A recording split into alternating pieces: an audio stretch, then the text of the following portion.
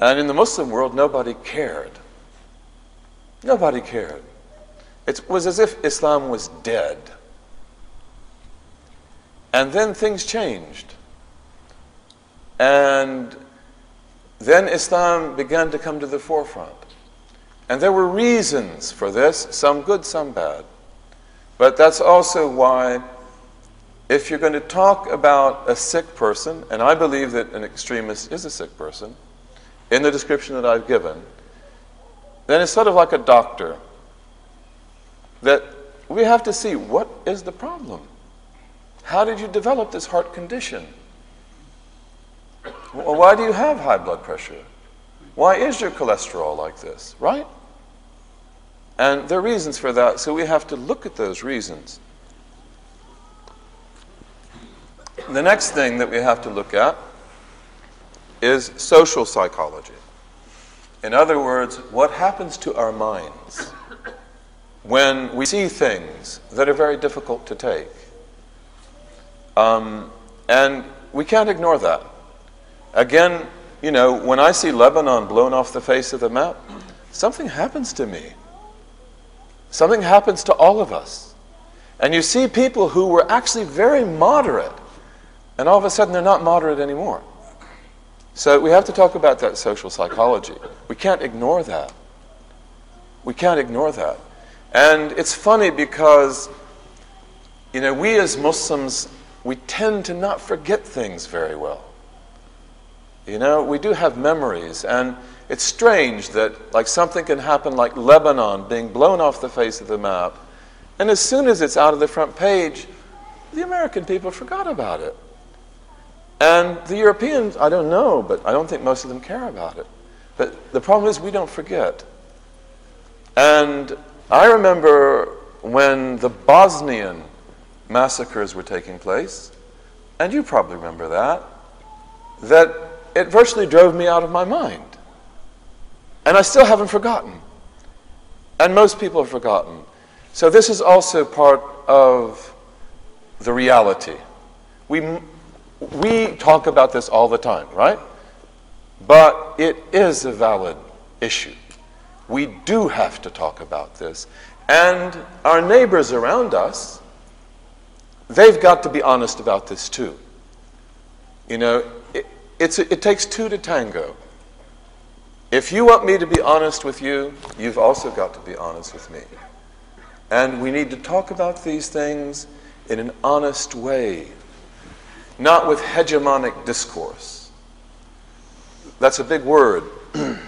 That's a word I like very much. Hegemonic discourse is when I can't say why. Okay, that, for example, if you take the case of Israel.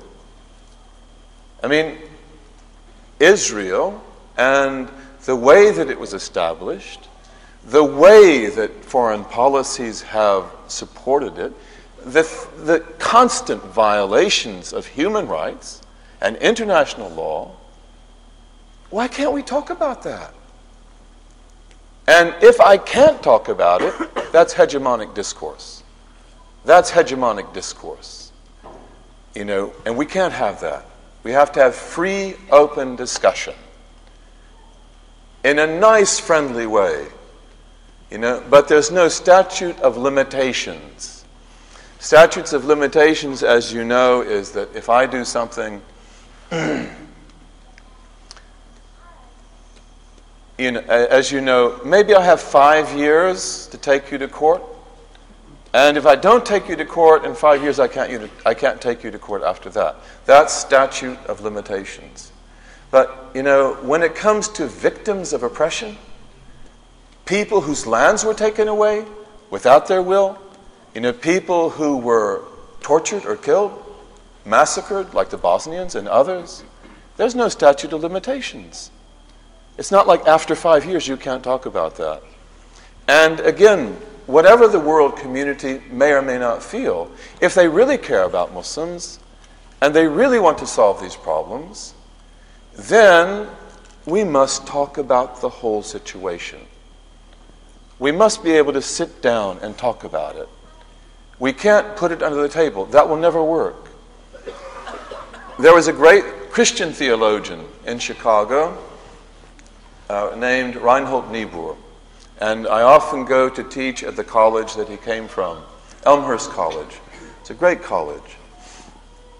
And Reinhold Niebuhr talked about love, about Christian love. He was a great Christian theologian.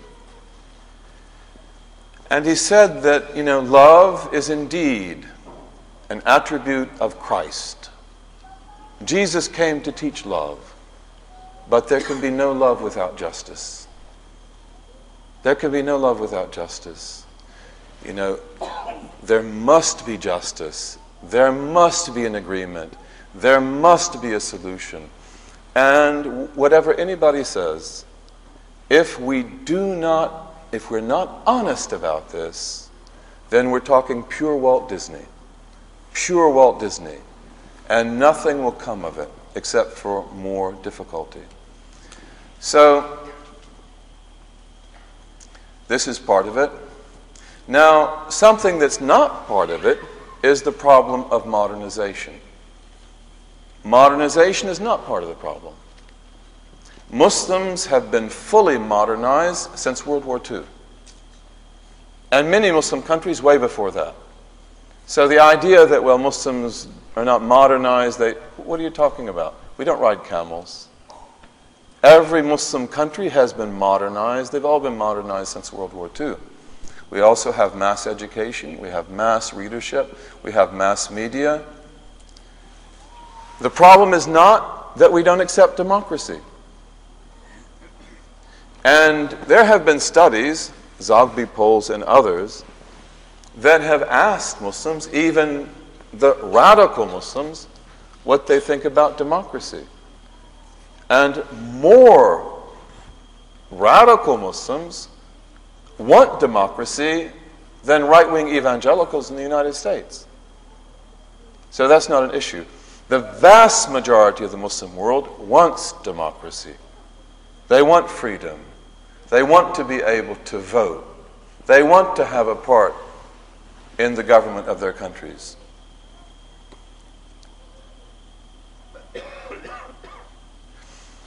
And of course, there is also the problem that there are problems on the outside, there are issues on the outside, and there are also issues on the inside.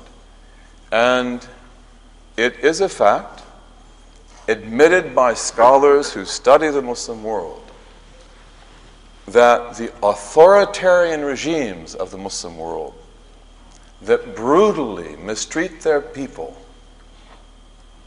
are a major factor in extremism, without any question.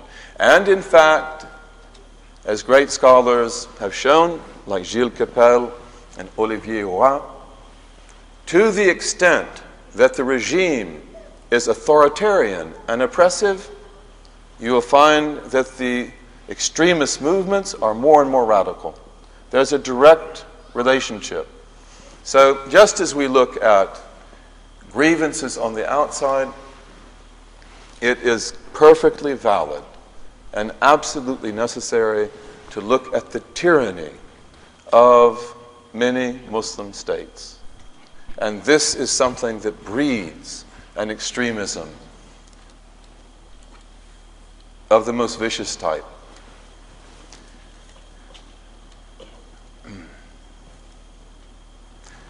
Now, again, we don't have much time, but there's something that we have to also be very honest about. And that is the fact that we also have problems that we are responsible for. And this is a place where I believe we have to begin. That you know how our communities are. And most of you know how the Muslim world is. And it's true. There are many ways to explain the problems of the Muslim world. This happened, that happened, this regime is this way. But how are we in our families? How are we in our communities? How do we treat our children? How do we treat each other?